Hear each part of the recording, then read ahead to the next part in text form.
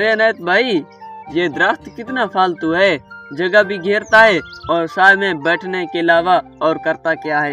ओ पागल, ये दरख्त हमें ऑक्सीजन देता है और साया देता है और परिंदे इस पर बसेरा करते हैं।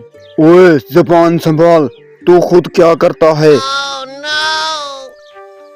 अरे अनैत, ये दरख्त बोल पड़ा है, मुझे लगता है कुछ जादू है। हाँ भाई, ठीक कह रहे हो, ये दरख्त तो कोई जादू है। मेरी टहनियाँ कटती हैं, मैं चुप रहता हूँ और तुम लोग मेरे साए में छुपते हो। मैं शुक्र करता हूँ, और जब तुम लोग मुझ पे थूकते हो मैं तब भी कुछ नहीं कहता। अरे दरख्त, तो मेरा वो मतलब नहीं था। तेरा मतलब तो कभी खुद तुझे भी समझ नहीं आया होगा।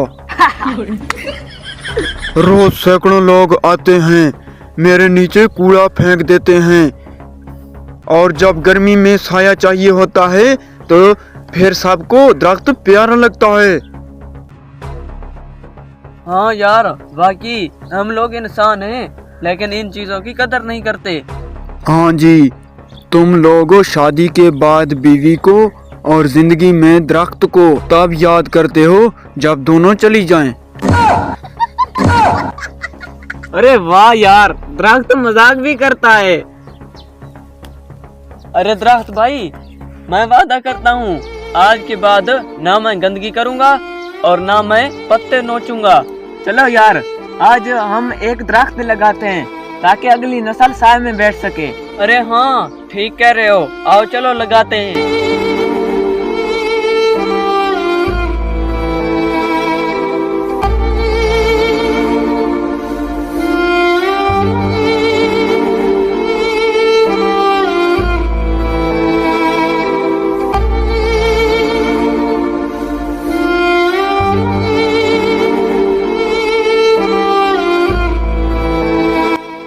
ओए दरख्त, अब हम तुम्हारा ख्याल भी रखेंगे और सफाई भी करेंगे।